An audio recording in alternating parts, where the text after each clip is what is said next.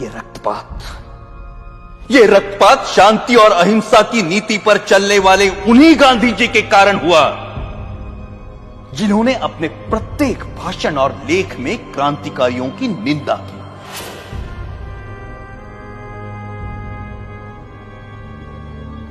जब गांधी जी के प्रचंड विरोध के बावजूद भी मार्च 1931 के वार्षिक अधिवेशन में कांग्रेस ने भगत सिंह के साहस की प्रशंसा में प्रस्ताव पारित किया, तब गांधी जी अपनी इस पराजय को नहीं भूले और कुछ महीने भीतर जब मुंबई के गवर्नर पर गोली चली तो गांधी जी ने उसका कारण भगत सिंह की प्रशंसा में पारित इस प्रस्ताव को ही बताया। सुभाष चंद्र बोस ने गांधी जी के इस कथन का विरोध किया। परिणाम स्वरूप गांधी जी सुभाष बोस को भी अपना शत्रु समझने लगे। Our struggle is no doubt a non-violent struggle, but even a non-violent struggle demands an army, an organization, and a machinery. और उनका कांग्रेस अध्यक्ष चुने जाने पर गांधी जी ने कहा कि सुभाष की जीत गांधी की हार है। जब तक उन्हें कांग्रेस अध्यक्ष की गद्दी से नहीं उतारा गया तब तक उनका क्रोध शांत नहीं हुआ। जो लोग कहते हैं कि मात्र गांधी जी के परिश्रम से हमें आजादी मिली, वो एक झूठा इतिहास लिखना चाहते हैं। जब तक देशभक्त क्रांतिकारियों के बलिदान को अंधेरे में रखा जाएगा तब तक हमारी आने वाली पीढ़ियां इतिहास के सवेरे से वंचित रहेंगी। Order order.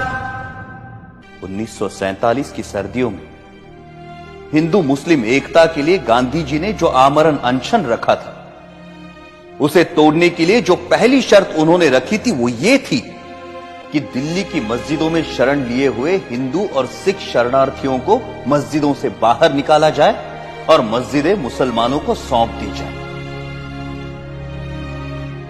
सरकार गांधी के अनशन के सामने घुटने टेकने पर मजबूर हुई और जिस दिन गांधी जी ने अनशन तोड़ा उस दिन वर्षा भी हो रही थी। उस असाधारण सर्दी में अच्छे घरों में रहने वाले लोग भी कांप रहे थे, परंतु उन निराश्रितों के ठिठुरते हुए कुटुंब के कुटुंब मस्जिदों से बलपूर्वक बाहर निकाले गए। जिस दिन यह घटना घटी संयोगवश मैं दिल्ली में ही था।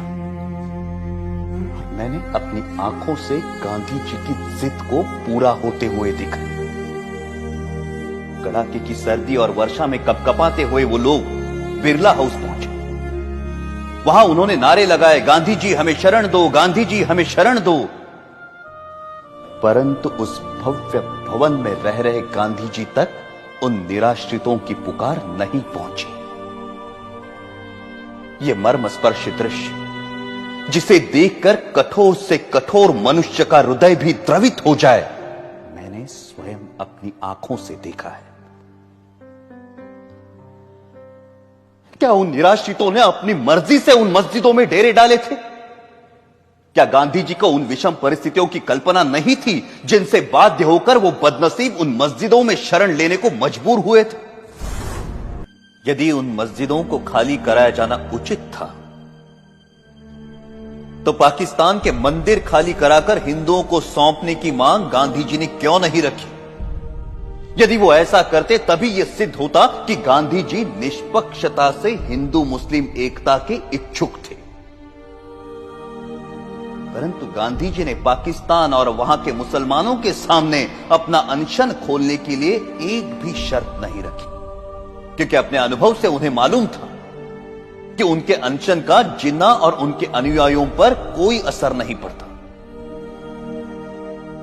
गांधी जी ने अपने अनशन से भारत सरकार द्वारा पाकिस्तान सरकार को 55 करोड़ रुपए ना देने के निर्णय को भी पलटवाया, जबकि उन्हें भली भांति पता था कि इस रकम का प्रयोग पाकिस्तान भारत के विरुद्ध चल रहे युद्ध में अपनी विजय के लिए करेगा।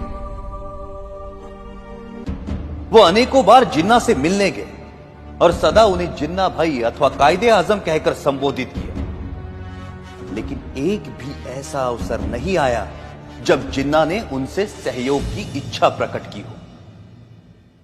गांधी जी की जिस आध्यात्मिक शक्ति और अहिंसा की महिमा का सब जय जयकार करते हैं, वो जिन्ना की दृढ़ता के सामने नपुंसक सिद्ध हुई। जब गांधी जी को यह दिखाई दे चुका था कि वो अपनी आध्यात्मिक शक्ति से जिन्ना को प्रभावित नहीं कर सकते, तो उन्हें अपनी नीति का पुनर्मूल्यांकन करते हुए किसी दूसरे नेता को जिन्ना और मुस्लिम लीग से निपटने का कार्य सौंप देना चाहिए था। परंतु व्यक्तिगत महत्वाकांक्षा राष्ट्रहित पर इतनी भारी पड़ी कि राष्ट्र के दो टुकड़े हो गए।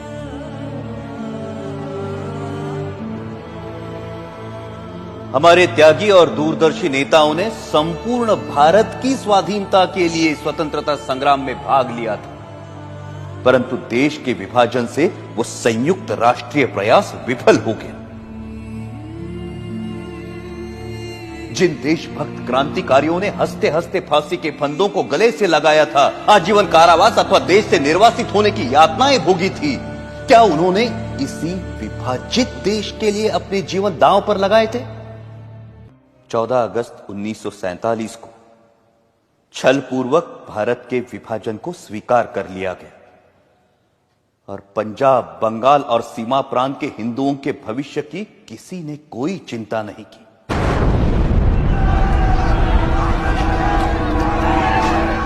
करोड़ों हिंदुओं को मुसलमानों की दया पर छोड़कर गांधी जी कहते रहे कि हिंदुओं को पाकिस्तान छोड़कर भारत पलायन नहीं करना चाहिए। प्रतिदिन हजारों हिंदू पुरुषों का संहार और हजारों हिंदू स्त्रियों की अवमानना होती रही, परंतु उनकी सुरक्षा के लिए भारत सरकार द्वारा पाकिस्तान सरकार पर किसी प्रकार का कोई दबाव नहीं डाला गया।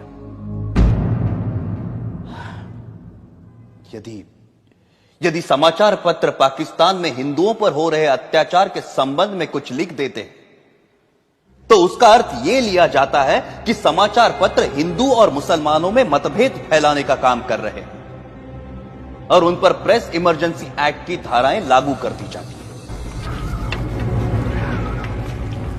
पाकिस्तान में हिंदुओं पर हो रहे अत्याचारों के विषय में गांधी जी ने कभी एक शब्द भी नहीं कहा।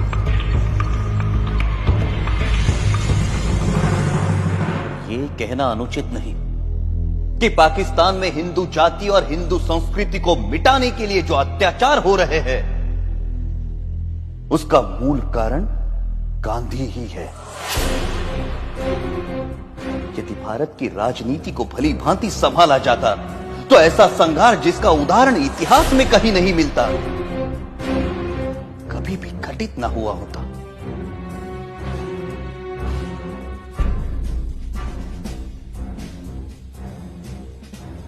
गांधी जी सदा सत्य और अहिंसा के नारे लगवाते रहे। कोई भी समझदार व्यक्ति इन नारों को पूरा नहीं कह सकता, परंतु यह आशा करना कि जीवन सदैव ऐसे उच्च आदर्शों के अनुसार चलेगा, एक दिवा स्वप्न है। मुझे स्पष्ट दिखाई देता था कि यदि मैंने गांधी जी का वध किया, मैं जड़ मूल से नष्ट कर दिया जाऊंगा। लोग मुझसे घृणा करेंगे और जो सम्मान मुझे प्राणों से भी प्रिय है वो नष्ट हो जाएगा। परंतु मुझे यह भी दिखाई देता था कि भारत की राजनीति से गांधी जी के प्रस्थान से ही भारत का भाग्योदय होगा और देश एक महाशक्ति बनकर उभरेगा। मैं अवश्य मरूंगा, परंतु देश अमर होगा। मुझे गालियां मिलेंगी, परंतु विश्व में भारत का नाम होगा। और यही सोचकर मैंने गांधी जी का वध करने का निर्णय लिया और अपना यह निर्णय किसी को नहीं बताया। अंततः 30 जनवरी 1948 को मुझे मेरा निर्णय साकार करने में सफलता मिली। यदि देशभक्ति पाप है तो मैं मानता हूं मैं पापी हूं, और यदि देशभक्ति प्रशंसनीय है तो मैं स्वयं को उस प्रशंसा का अधिकारी मानता हूं। जीवन का अंत तो तभी हो गया था जब मैंने गांधी जी पर गोली चलाई थी। उसके पश्चात तो मैं एक अनासक्त जीवन बिता रहा हूं और मुझे अपने कृत्य पर कोई पश्चाताप नहीं है। गांधी जी ने इस देश के प्रति जो योगदान दिया है उसके लिए मैं उनका आदर करता हूं और इसीलिए उन पर गोली चलाने से पहले मैं उनके सामने नतमस्तक हुआ था।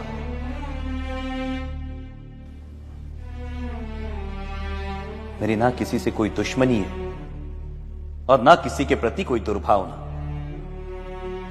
आप मेरे बयान को जिस प्रकार देखना चाहे देखिए और अपनी भावना के वशीभूत जो कार्य मैंने किया है उसका जो दंड मुझे देना चाहे दे। मैं किसी प्रकार की कोई दया नहीं चाहता। मैं ये भी नहीं चाहता कि मेरी ओर से कोई दया की याचना करे। इस अभियोग में मेरे साथ कई लोगों को षड्यंत्रकारियों के रूप में शामिल किया गया है। इस बारे में मैं पहले भी कह चुका हूं कि इस कार्य में मेरा कोई साथी नहीं है और केवल मैं ही इसका उत्तरदायी हूं।